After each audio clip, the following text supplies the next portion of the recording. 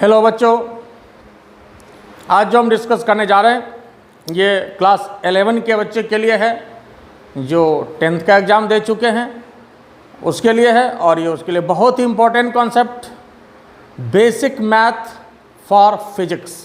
Physics के लिए कुछ मैथमेटिक्स की ज़रूरत पड़ती है जो कि आप क्लास 10 में नहीं पढ़े हैं, लेकिन आपको फिजिक्स में उसकी आवश्यकता हर टॉपिक में पड़ेगी। और दूसरी बात है कि आप मैथमेटिक्स में भी वो टॉपिक अभी नहीं पढ़ेंगे, मैथ वाले भी आपको 12 में जाकर के पढ़ेंगे, तो वो भी आप 1 साल या 1.5 साल बाद आपको मैथ वाले पढ़ाएंगे, लेकिन उसको फिजिक्स में शुरू से ज़रूरत पड़ेगी।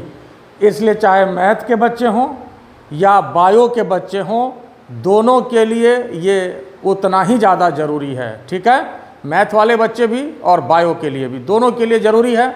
और ध्यान से देखिए, और फिजिक्स के टीचर के नाते ये हमारी जिम्मेदारी है कि आपको हम इस चीज़ को डिस्कस करें, नहीं तो फिर आने वाले समय में फिजिक्स में आपको बहुत दिक्कत होगा, इवन की समझ में नहीं आ सकता है। फिजिक्स का डेफिनेशन ही है mathematics is the language of physics. Mathematics की भाषा से हम फिजिक्स को पढ़ते हैं, और मुश्किल से अगर आप मैथमेटिक्स में 1 सप्ताह मेहनत कर दिए तो फिजिक्स आपका हमेशा बढ़िया रहेगा, और नहीं तो फिजिक्स कभी अच्छा नहीं हो सकता। दोनों बातें हम कहते हैं, है ना, इसलिए ध्यान रखिए। और आज हम डिस्कस करने जा रहे हैं बेसिक मैथ्स फॉर फिजिक्स में डेफिनिट इंटीग्रेशन। और ख़ास करके फिजिक्स में 2 ही चीज़ का यूज ज़्यादा होता है, एक डिफ्रेंशिएशन और दूसरा इंटीग्रेशन। तो यहाँ पर हम इंटीग्रेशन की बात कर रहे हैं, और ज़्यादातर फिजिक्स में डेफिनिट इंटीग्रेशन का काम पड़ता है। ठीक है, तो देखिए जैसे सिंपल इंटीग्रेशन में जो सबसे ज़्यादा आपको काम पड़ेगा, integration x n d x, ये हम पहले भी बताए हुए हैं। इंटीग्रेशन जो आप नहीं देखे तो इसके पहले का लेक्चर देख सकते हैं, और वैसे आज नहीं भी देखें तो समझ में आ जाएगा, ये गारंटी है। ध्यान से सिर्फ देखते चलिए। तो एक्स एन डी एक्स का जो इंटीग्रेशन होता है, एक्स एन प्लस 1 और नीचे एन प्लस 1। ठीक है, तो यहाँ पर हम बेसिकली बात करेंगे कि डेफिनिट इंटीग्रेशन पर। और डेफिनिट इंटीग्रेशन का मतलब होता है लिमिट पुट करने वाला इंटीग्रेशन, लिमिट बैठाने वाला इंटीग्रेशन। तो उसमें पहले तो जैसे इंटीग्रेशन करते हैं वैसे कर लेंगे, उसमें अलग से कहीं कुछ नहीं करना है, जैसे करते हैं वैसे हम लोग कर लेंगे। ठीक है, अब यहाँ देखिए, जैसे मान लीजिए integration x square D x हो, तो पहले सिंपल इंटीग्रेशन क्या करते हैं हम लोग, x³/3 कर लेते हैं। बाकी ये भी आपको पता है कि इंटीग्रेशन के बाद एक कांस्टेंट टर्म को हम लोग लगाते हैं। ठीक है, अब देखिए जैसे मान लीजिए ये इंटीग्रेशन हो x² + x³ dx, तो क्या करते हैं हम लोग, पहले तो x² dx हो गया, उसके बाद इंटीग्रेशन x³ dx यहाँ पर पुट कर लेते हैं, सबको पहले तोड़ दिया और उसके बाद इसको इंटीग्रेट कर लेंगे। तो x2 + 1 तो 3 हो गया, और नीचे भी 3, x³/3 हो गया। x³ dx है तो x3 + 1 मतलब 4, नीचे भी 4 हो गया। बाकी प्लस के देना, ये आपका काम, ये आपका आंसर हो गया। तो ये तो आपका इंडेफिनिट हुआ, और इंडेफिनिट वाली बात हमने डिस्कस किया है इसके पहले के लेक्चर में। और ज़्यादा जानना आप चाहते हैं तो उस लेक्चर को आप देख लें, लेकिन आज विशेष बात हम डेफिनिट पर करेंगे। डेफिनिट का मतलब होता है, हमने क्या कहा, लिमिट पुट करना, लिमिट को पुट करना। तो लिमिट हम कैसे पुट करेंगे इसको समझिए। पहले यहाँ देखिए, जैसे मान लीजिए, जरा ध्यान से देखिए,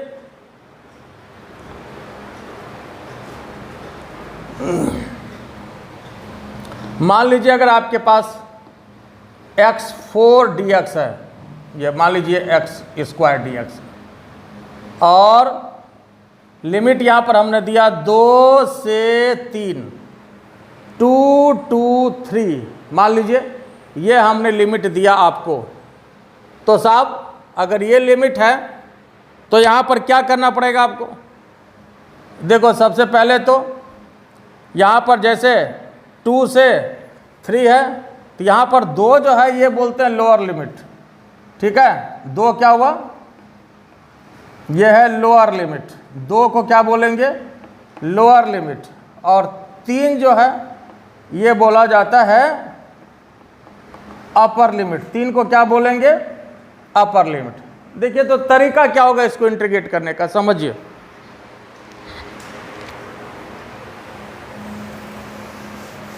ये हम हटा देते हैं, ध्यान से देखिए। इंटीग्रेशन x² dx और हमने किया 2 से 3, तो तरीका क्या होगा, पहले तो इसका इंटीग्रेशन कर लेंगे। इंटीग्रेशन जो करने का तरीका है वही, इसके लिए कुछ अलग नहीं करना है, जो सिंपल इंटीग्रेशन हम लोग करते हैं वैसे ही इंटीग्रेट कर लेंगे, ठीक है, एक्स्ट्रा कुछ नहीं करना। पहले तो ऐसे इंटीग्रेट कर लिया तो x² का इंटीग्रेशन होता कितना, x³/3 होता है। अब यहाँ पर ये लिमिट का काम शुरू होगा, तो 2 जो है ये लोअर लिमिट होता है और 3 क्या होता है, अपर लिमिट। तो 2 लोअर लिमिट और 3 क्या होता है, अपर लिमिट होता है, ठीक है। 3 क्या होता है, अपर लिमिट होता है। तो तरीका क्या होगा, 1/3 को पहले बाहर निकालेंगे। देखिए अंदर जो भी कांस्टेंट टर्म रहे तो उसको क्या करना है, आपको बाहर निकाल लेना है। अंदर जो भी कांस्टेंट टर्म है तो क्या करना है, आपको बाहर निकाल लेना है। अब ये 3 तो बाहर निकल जाएगा, क्या ये 3 भी बाहर निकलेगा क्या, ये पावर है साहब, है ना, ये पावर है और ये बाहर नहीं निकलेगा। पावर को कभी भी बाहर नहीं निकालते हम लोग, जनरल मैथमेटिक्स में निकालते हैं क्या, आप 8, 9, 10 में भी निकालते थे, तो नहीं निकालते थे, तो आप यहाँ भी नहीं निकालेंगे। और x³ अपने जगह पर रहेगा, लिमिट 2 से 3। अब देखिए लिमिट पुट करने का क्या तरीका होगा, तो इसका तरीका ये होगा कि x के स्थान पर ऊपर वाले लिमिट को पुट करेंगे। क्या करेंगे, x के स्थान पर ऊपर वाले लिमिट को पुट करेंगे। x के स्थान पर, जैसे x के स्थान पर क्या है, 3 है ऊपर वाला लिमिट, बाकी ये इसको कोई छेड़छाड़ नहीं करना, ये अपने जगह पे रहेगा। माइनस करके फिर x के स्थान पर 2 लिखेंगे और फिर यहां पर ऊपर वाला लिमिट, ऐसे 3। तो यहां देखिए ये 1/3। अब इसको जो भी आए फिर से एक बार देख लीजिए, x के स्थान पर ऊपर वाला लिमिट, जैसे x के स्थान पर यहां पर 3 रख दिए, फिर यहां पर क्यूब, माइनस करके फिर x के स्थान पर नीचे वाला लिमिट 2 रखा और ये पावर अपने जगह पर, इसमें कोई छेड़छाड़ नहीं करना, x के स्थान पर ही बैठाना है सिर्फ, ठीक है। अब इसमें जो इसका आंसर है कैलकुलेट कर लेना, जैसे ये 3 × 9 = 27 हो गया, -8 हो गया, है ना। तब जो है ना, ये कितना आ जाएगा, 19, तो 19/3 दिस इज योर आंसर। और जब डेफिनेट इंटीग्रेशन हम लोग करते हैं, लिमिट पुट करते हैं, तो प्लस के जो देते थे वो नहीं देना है, अब ये इसको हटा देना, नहीं देना है इसको। अब मन में हो कि क्यों नहीं देना, के क्यों नहीं देना है, तो इसमें अंदर की बात यह है कि क्यों नहीं देना है, तो अंदर की बात यह है कि यहाँ पर के इधर भी होगा और के इधर भी होगा, तो प्लस के और माइनस के दोनों मिलकर के कट जाएगा। इस वजह से डेफिनिट इंटीग्रेशन में के का यूज नहीं करना है। और दूसरे तरीके से आप ऐसे समझ सकते हैं कि ये डेफिनिट है, डेफिनिट मतलब फिक्स हो गया, तो जब फिक्स हो गया तो प्लस के नहीं देते हैं। इनडिफिनिट अगर होता है तो हम लोग वहाँ प्लस के देते हैं, क्योंकि वहाँ पर निश्चित नहीं होता है कि उसका वैल्यू क्या होगा, इसलिए हम लोग वो जो है निश्चित नहीं होता है उसके वजह से के डाल देते हैं कि अगर कुछ कांस्टेंट टर्म होगा तो उसके लिए वहाँ पर के को पुट कर देते हैं। और ये तो फिक्स हो गया, तो जब फिक्स हो गया तो उसमें नहीं देना है। मान लो समझने के लिए, जैसे मान लो कि अगर आपको सपोज कि पता है कि यहाँ से दिल्ली कितना किलोमीटर है, तो आप एग्जैक्ट बोल देते हो 1200 किलोमीटर है, फिक्स है। लेकिन अगर मान लो आपको एग्जैक्ट पता नहीं हो, तब आप बोलते हो कि हाँ अप्रॉक्स 1200 मान के चलिए होगा, या आप 1000 बोल के भी अप्रॉक्स लगा देते हैं तो चलता है ना। आई बात समझ में। तो इसलिए जो है अगर आप कंफर्म नहीं होते हैं तो वहाँ पर अप्रॉक्स लगा देते हैं कि अप्रॉक्स इतना होगा, अप्रॉक्स 1200 किलोमीटर होगा, अप्रॉक्स 1250 किलोमीटर होगा। तो अप्रॉक्स जैसे लगा दिए तो इसका मतलब आप निश्चित नहीं हैं तो अप्रॉक्स लगाते हैं। लेकिन अगर आप निश्चित हैं तो वहाँ पर अप्रॉक्स लगाने की जरूरत नहीं है, वहाँ पर आप तो फिक्स कहते हैं, वो डेफिनेट है हमारा इतना किलोमीटर है यहाँ से दिल्ली का डिस्टेंस, तो आप अप्रॉक्स नहीं लगाते। ठीक है, मान लो सिंपली आपसे पूछा जाता है कि आपके पॉकेट में आपके पास कितना पैसा है, तो आपको अगर होता है मान लो कि मेरे पास जो है 2000 रुपया, तो बोल देते हो 2000 है, एक 2000 का नोट है, सीधा बात है। और ऐसे लगता है कि हाँ लगभग कितना होगा, लगभग 2000 के आसपास होगा, हो सकता है 2000 से 100 रुपया ज़्यादा भी हो जाए, कम भी हो जाए। अब बात समझ में आ गया होगा आप लोग को। तो जब डिफिनिट हो गया तो डिफिनिट में के यूज नहीं करते हैं, इनडिफिनिट में के यूज करते हैं। ठीक है, तो देखिए और जरा देखिए यहाँ पर एक हम इसको जनरल भी बताते हैं आपको। जैसे मान लो अगर ये इंटीग्रेशन x³ dx हो और a से b, तो यहाँ पर a क्या हुआ, लोअर लिमिट। लिखना नहीं है अभी, तो हम आपको समझाने के लिए बता रहे हैं कि ये लोअर लिमिट है ना। b जो है ये अपर लिमिट है। अपर मतलब ऊपर वाला, जैसे ट्रेन के बर्थ में अपर बर्थ ऊपर वाला बर्थ, लोअर बर्थ क्या होता है, नीचे वाला बर्थ, है ना। लोअर बर्थ नीचे वाला बर्थ। ठीक है, तो यहाँ पर जब हम लोग लेंगे तो फिर अब x³ का इंटीग्रेशन क्या होगा, x³ का इंटीग्रेशन क्या होगा साहब बोलिए तो। x³ का इंटीग्रेशन कितना ले लेंगे, x4/4। ये इंटीग्रेशन तो कर लिया। अब यहाँ पर इसके लिमिट को बैठाएंगे a से b। तरीका क्या होगा, फिर उसी तरह से याद रखिएगा 1/4 को पहले कांस्टेंट जो अंदर में बाहर निकालेंगे और उसके बाद यहाँ पर x4 बचा a से b। तरीका क्या होगा, तरीका होगा x के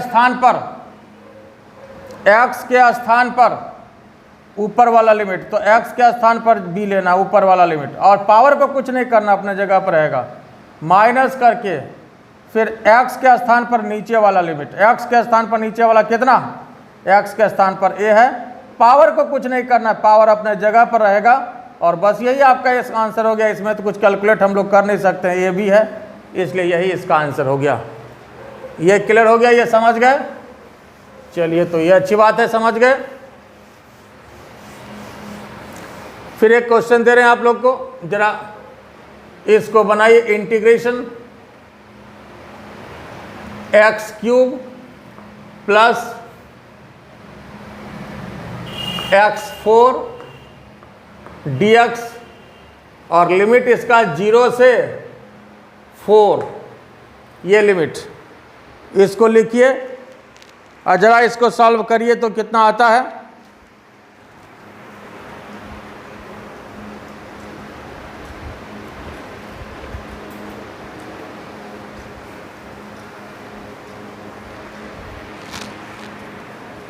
सब लोग बताइए कितना आ रहा है इसका।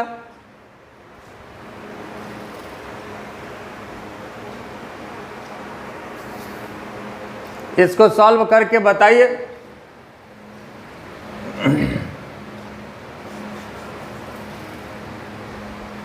देखिए, इसको हम समझा देते हैं, आइए देख लीजिए। तो सबसे पहले जो है इंटीग्रेशन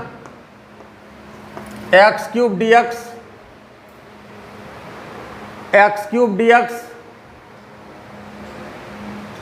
और प्लस x4 dx ऐसे करना है। और 0 से 4, और यहाँ भी जो है 0 से 4, पहले इस तरह से आपको लिख लेना है, 0 से 4, 0 से 4 ऐसे करना है। ठीक है, तो अब यहाँ पर पहले इसको अब इंटीग्रेट कर लेना है। तो x³ का इंटीग्रेशन कितना हो जाएगा, x4/4, फिर 0 से 4, फिर यहाँ देखिए x4 का कितना हो जाएगा, x5/5, उसके बाद 0 से 4। 1/4 को क्या करना है, बाहर निकालना है, x4 बाहर निकालिए, 0 से 4 1/5 को भी बाहर निकालना है। उसके बाद यहां पर भी क्या करना है, जो भी कांस्टेंट टर्म है अंदर में बाहर निकाल लेना। यहां 4 था, इसको बाहर निकाल लिया, x4 लिख दिया। फिर यहां भी 5 था, बाहर निकाल लिया, x5 लिख दिया। और लिमिट जो भी है वो हम लोग यहां पर पुट कर देंगे। ठीक है ना, बोलिए इसमें कोई तकलीफ है? ठीक बात है। तो अब यहां पर देखिए 1/4 तरीका क्या होगा? तरीका यह है कि x के स्थान पर ऊपर वाले लिमिट को बैठाना है साहब।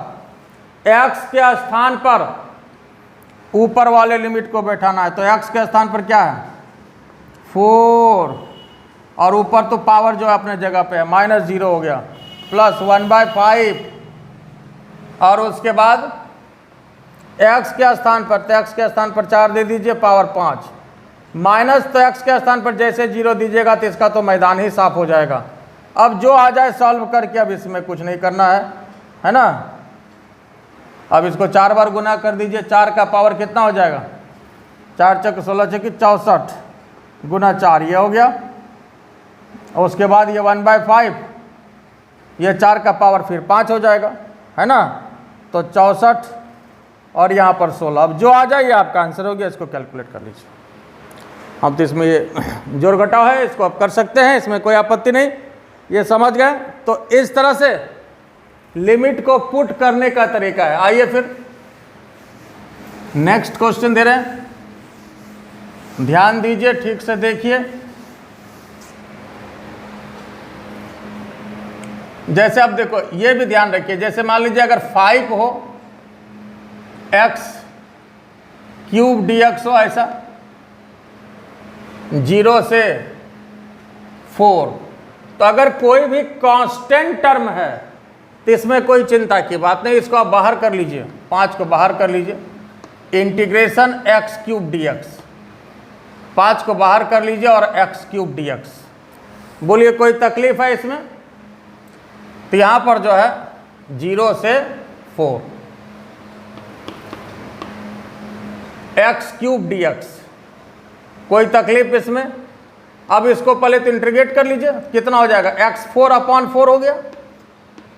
अब उसके बाद 0 से 4 कर लिया इसको। फिर यहां पर क्या बोले, जो अंदर कांस्टेंट है उसको बाहर कर लेना है, तो 5/4 को बाहर कर लेना है। और उसके बाद क्या करना है? x4 अपने जगह पर, 0 से 4 हो गया। तो 5/4 तरीका क्या होगा? x के स्थान पर ऊपर वाला लिमिट, x के स्थान पर 4 लिखा, पावर अपने जगह पर, पावर में कोई छेड़छाड़ नहीं करना, माइनस करके फिर x के स्थान पर 0 जैसे देंगे, 0 का कोई भी पावर हो तो मैदान ही साफ कर लेगा फिर। तो ये 5/4 हो गया, और 4 को 4 बार गुना करना है। बाकी तो अब सॉल्व कर लीजिए, आपकी ड्यूटी ये ख़त्म हो गया, है ना। तो ये 64 × 5, जो आ जाए आपका आंसर, शायद 320 आ जाएगा, देख लीजिए, 5 × 20, है ना, 32, 320, ये आपका आंसर हो गया। देख लीजिए, ये बात समझ में आया या नहीं आया? ये क्लियर है? अब जरा फिर यहां ध्यान दीजिए,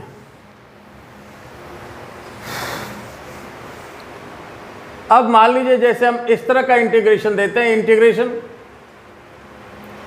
cos θ d θ, integration cos θ d θ, और लिमिट π/2 से π/3। ये देखिए थोड़ा नया टाइप का आपको हमने इंटीग्रेशन दिया, लेकिन वही है, तरीका बिल्कुल वही है। इसमें कोई ऐसा नया मेथड नहीं लगाना है, कोई ऐसा आश्चर्य वाली कहीं कोई बात नहीं है। तो सबसे पहले क्या करना है, इसको इंटीग्रेट कर लेना है। cos θ का इंटीग्रेशन क्या होता है? cos θ का इंटीग्रेशन sin θ होता है। cos θ का इंटीग्रेशन क्या होता है? sin θ। इंटीग्रेट कर लिया। देखो इंटीग्रेशन और डिफ्रेंशिएशन, अगर आप डिफ्रेंशिएशन बनाए हुए हैं तो, नहीं बनाए हुए हैं तो और अच्छी बात है, कोई दिक्कत नहीं, आप यहाँ से समझिए। लेकिन अगर बनाए हुए हैं तो आपको पता है इंटीग्रेशन और डिफ्रेंशिएशन दोनों एक दूसरे का उल्टा होता है। इंटीग्रेशन और डिफ्रेंशिएशन दोनों ही एक दूसरे का उल्टा होता है। तो cos θ का इंटीग्रेशन sin θ, और साइन थीटा का डिफरेंशिएशन होता है कॉस थीटा। पहले तो इसको इंटीग्रेट कर लिया और फिर लिमिट का जो तरीका है π/2 से π/3। क्या तरीका है? π/2 से π/3। तो साहब यहाँ देखिए, तो पहले अब यहाँ देखो, ये ध्यान रखना, यहाँ क्या अब डी थीटा आया ना, डी थीटा आया तो अब थीटा का लिमिट बैठेगा। ये हमेशा याद रखिएगा, डी टी हो तो टी का लिमिट बैठता है, डी थीटा हो तो थीटा का लिमिट बैठेगा, डी जेड हो तो जेड का लिमिट बैठेगा, डी पी हो तो पी का लिमिट बैठेगा, डी भी हो तो भी का लिमिट बैठेगा, डी टी हो तो टी का लिमिट बैठेगा, डी एल हो तो एल का लिमिट बैठेगा। इस तरह से याद रखना है और इस तरह से समझिएगा तो कहीं कोई दिक्कत नहीं होगा। ठीक है, जैसे मान लो कि यहाँ पर दिया हुआ है डी थीटा, तो थीटा का लिमिट बैठेगा। अब यहाँ टाइम का लिमिट बैठा देंगे तो गड़बड़ हो जाएगा, फिर जो थीटा का लिमिट है वो आपको बैठेगा। बाकी ये क्वेश्चन में आपको दिया मिलेगा, फिलहाल इसका टेंशन नहीं लेना है, लेकिन ये समझने की बात जरूर है कि डी थीटा हो तो थीटा का लिमिट, डी जेड हो तो जेड का लिमिट, डी एक्स हो तो एक्स का लिमिट, डी पी हो तो पी का लिमिट, डी भी हो तो भी का लिमिट। ऐसे याद रखो। जैसे यहाँ डी थीटा है तो हमने थीटा का लिमिट दिया, थीटा मतलब एंगल, और एंगल का लिमिट दिया π/2 से π/3। अब लिमिट बैठाने का फिर तरीका वही है कि थीटा के स्थान पर ऊपर वाला लिमिट कितना, थीटा के स्थान पर ऊपर वाला लिमिट तो साइन थीटा, तो साइन थीटा के स्थान पर ऊपर वाला, तो थीटा के स्थान पर कितना हो गया π/3 माइनस थीटा के स्थान पर बैठा दिया π/3 को, फिर साइन थीटा के स्थान पर बैठा देंगे किसको, π/2 को। तो यहाँ पर कितना हो जाएगा साइन π/3, π/3 मतलब π/3, पाई का मतलब 180, तो 180/3 मतलब 60 डिग्री हो गया। और यहाँ पाई का मतलब फिर 180, तो 180/2 कितना 90 डिग्री। याद रखिएगा पाई का मतलब होता है 180 डिग्री, 180 डिग्री बराबर पाई रेडियन हुआ। तो डिग्री में ये अगर 60 डिग्री देते हैं, ये डिग्री में हुआ और ये रेडियन में लिखा गया है π/3। दोनों एक ही चीज़ है लेकिन देने का तरीका अलग अलग है, और दोनों जानिए चूँकि आप अभी 10 जस्ट आप पास किए हैं तो इसके लिए आपको ये जानना जरूरी है। पाई का मतलब 180 डिग्री हुआ, 180 डिग्री बराबर पाई रेडियन है ना। तो ये आपको डिग्री में है और ये रेडियन में दिया गया है। तो π/3 का मतलब 60 डिग्री हुआ, π/2 का मतलब 90 डिग्री हुआ, π/4 अगर देंगे तो π/4 का मतलब कितना डिग्री होगा, π/4 का मतलब ये 45 डिग्री हो जाएगा। तो ऐसे इसको समझना है। ठीक है, तो अब बाकी आप पुट कर लीजिए और जो आए सो आपका आंसर हो गया। जैसे साइन 60 कितना √3/2 माइनस साइन 90 कितना साइन 91। तो बस अब इसको सॉल्व कर लीजिए। साइन 60 √3/2 2 हो गया, ये √3 या माइनस इसको 2 भी दे सकते हैं। बाकी और इसको सॉल्व कर लीजिए और हम आपको यहीं पर आंसर कर लेते हैं। जिसको जो आए उसका वैल्यू आप निकाल लीजिए, तो आप कर ही सकते हैं। तो इस तरह से लिमिट बैठाने का तरीका हुआ। और देखिए जैसे मान लो नेक्स्ट क्वेश्चन दे रहे हैं आपको, जैसे integration sine theta D theta 0 से π/4, साइन थीटा डी थीटा 0 से π/4, इसको बना सकते हैं आप लोग। ट्राई करिएगा, 1 मिनट देखिए।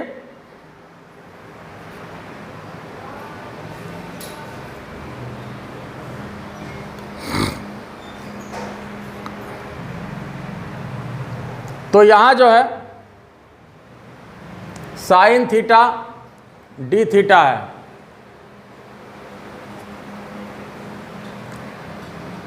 आइए देख लेते हैं। इसको पॉज करके ट्राई कर लीजिए आप लोग। ठीक है, इसको देख लेते हैं हम लोग। साइन थीटा डी थीटा, तो सबसे पहले तो साइन थीटा का इंटीग्रेशन कितना होगा, साइन थीटा का इंटीग्रेशन होता है minus cos theta. Minus cos theta, पहले तो इंटीग्रेशन इसका लिख लिया, 0 से π/4, 0 से π/4, तो साहब माइनस को बाहर किया, कॉस थीटा अपने जगह पर और 0 से π/4। तो तरीका क्या होगा, देखो जो भी अंदर में माइनस हो और कांस्टेंट टर्म तो उसको आराम से बाहर कर लीजिए, तो मिस्टेक से बचे रहिएगा, नहीं तो फिर डिफ्रेंशिएशन इंटीग्रेशन बहुत ज़्यादा विद्वान होने की ज़रूरत नहीं है, नहीं ज़्यादा जानने की ज़रूरत है। हम भी ज़्यादा नहीं जानते, हम भी गरीब आदमी हैं, मैथ के विद्वान नहीं हैं, हम काम चलाते हैं। तो बस प्रैक्टिस ज़्यादा होना चाहिए, इसमें मिस्टेक्स ज़्यादा होता है, तो प्रैक्टिस ज़्यादा होना चाहिए। तो प्रैक्टिस करना जो है ये ज़रूरी है। Minus cos theta cos π/4 minus cos 0।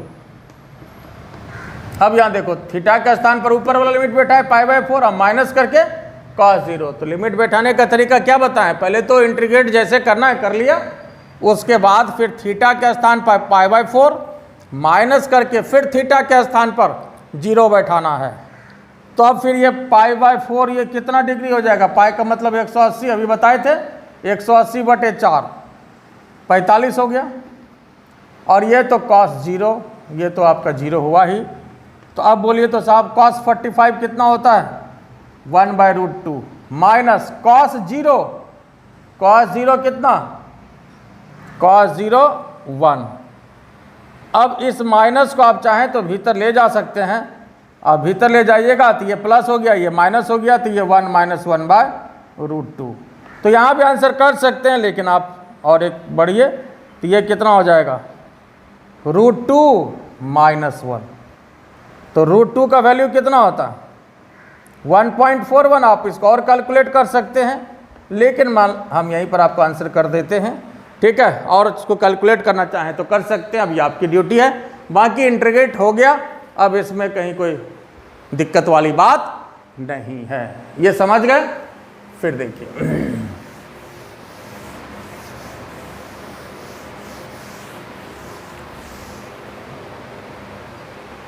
जैसे मान लीजिए इंटीग्रेशन साइन, इस बार कॉस ले लेते हैं, कॉस 2 थीटा डी थीटा और लिमिट 0 से π/2 ये है। तो सबसे पहले क्या करना पड़ेगा, इंटीग्रेट करना पड़ेगा। क्या करना पड़ेगा, सबसे पहले इंटीग्रेट करना पड़ेगा। तो cos 2 थीटा का इंटीग्रेशन, cos थीटा का पहले तो क्या बताए थे, cos थीटा का इंटीग्रेशन क्या होता है, साइन थीटा, लेकिन ये cos 2 थीटा है तो साइन 2 थीटा तो होगा ही, लेकिन इस 2 से क्या करना होगा, डिवाइड करना होगा। ये रूल ऑफ इंटीग्रेशन के हिसाब से 2 से डिवाइड करना होगा, है ना। और जिनको नहीं पता हो तो इसके पहले का जो लेक्चर है मैथमेटिकल टूल्स का देख लीजिए, उसमें सारा डिटेल्स हम डिस्कस किए हुए हैं। और इसमें जो ये 2 आता है इससे डिवाइड करना होता है। पहले तो ये इंटीग्रेट हो गया और उसके बाद 0 से π/2, यहाँ पर हमको लिमिट बैठाने का तरीका सीखना है। तो पहले तो इंटीग्रेट हो गया, लिमिट यहाँ पर पुट किए, और जो कांस्टेंट टर्म है इसको क्या करना है, बाहर निकाल देना है। जो कांस्टेंट टर्म है बाहर कर लीजिए, तो 1/2 को बाहर किया, उसके बाद साइन 2 थीटा, उसके बाद 0 से π/2। अब आप ये बताइए साहब, अब ये बताइए क्या यहाँ पर ये 2 भी बाहर हो जाएगा क्या, बोलिए क्या ये यहाँ 2 बाहर होगा, तो साहब 2 बाहर तो नहीं होगा, ये ऐसे थोड़ी बाहर निकल जाता है, ये तो एंगल के साथ है ना। हाँ यहाँ पर अगर 4 होता 4 बाहर निकाल लेते हम लोग, जैसे 2 नीचे था बाहर निकाल, यहाँ पर 2 होता गुना इससे तो बाहर निकाल लेते, लेकिन ये तो एंगल में है। तो फिर लिमिट बैठाने का तरीका क्या होगा, फिर वही होगा, क्या बताएं, थीटा के स्थान पर ऊपर वाला लिमिट माइनस करके थीटा के स्थान पर नीचे वाला लिमिट। तो यहाँ पर देखिए साइन 2 थीटा के स्थान पर π/2 माइनस करके साइन, और यहाँ पर 0 यहाँ पर बैठा देंगे। थीटा के स्थान पर क्या बोला, 0। लिमिट बैठाने का तरीका, थीटा के स्थान पर ऊपर वाला लिमिट माइनस करके थीटा के स्थान पर 0, अब मन में हो सर यहाँ 2 नहीं लिखे तो जब थीटा 0 ही हो गया तो 2 गुना 0 तो 0 होगा, 2 गुना 0 तो 0 होगा। और साइन 0 कितना होगा?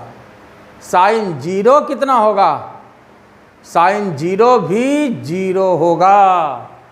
तो इसलिए ये 2 भी कट गया, ये half sine pi minus sine 0 0 हो गया साहब। तो फिर हाफ और साइन पाई कितना? साइन 180। साइन 0 भी 0 होता है, साइन 180 हो गया। ये साइन 180 भी 0 होता है साहब। और नीचे 2 से क्या फर्क पड़ता है? साइन 180 0 हो गया तो इसका आंसर भी 0 हो गया और इसका आंसर भी 0 हो गया और पूरा मैदान क्वेश्चन का साफ हो गया। बात समझ में आया या नहीं आया? देखिए ये लिमिट बैठाने का तरीका है। क्लियर हुआ या नहीं हुआ? ठीक है। थीटा के स्थान पर ऊपर वाला लिमिट, यहाँ 2 इंटू थीटा था, थीटा के स्थान पर π/2 माइनस करके साइन, फिर थीटा के स्थान पर नीचे वाला 0, तो थीटा के स्थान पर 0। अब मन में हो 2 नहीं लिखे तो 2 से गुना करिएगा तो भी 0 होगा ये। और साइन 0 भी 0 हो गया। और संयोग की बात यह है कि 2 यहाँ कटा और साइन 180 हो गया। ये पाए साइन 180 भी 0 होता है। तो ये पूरा क्वेश्चन का ही मैदान साफ हो गया। बात समझ में आया? बोले इसमें कोई दिक्कत है? तो इस तरह से आप लोग लिमिट अब पुट कर सकते हैं, है ना। और हम कुछ क्वेश्चन आप लोगों को दे देते हैं, इसको थोड़ा प्रैक्टिस कर लीजिएगा। उसी तरह से है HW के लिए है, प्रैक्टिस कर लीजिएगा। जैसे t² + 3t dt 2 से 3। दूसरा साइन 5 थीटा d थीटा π/2 से π/3। तीसरा integration sine 2 theta d theta 0 से π/3। खाली प्रैक्टिस कर लीजिएगा, ज़्यादा जानना नहीं है। t + t² + 1 dt लीजिए 0 से 2। एक और दे देते हैं, 5 दे देते हैं, इस पर प्रैक्टिस कर लीजिएगा। इंटीग्रेशन x³ + x5 dx और लिमिट 2 से 3, है ना। और इस 5 को 5 बार बना लीजिएगा, फिजिक्स का जिंदगी भर का कष्ट दूर हो जाएगा। नहीं तो कष्ट होगा, हम दोनों बात कहते हैं। 5 सवाल को 5 बार बना लीजिए, जिंदगी भर का कष्ट दूर हो जाएगा। ठीक है, तो चलिए ठीक, आज इतना ही। Thank you very much to all of you very much.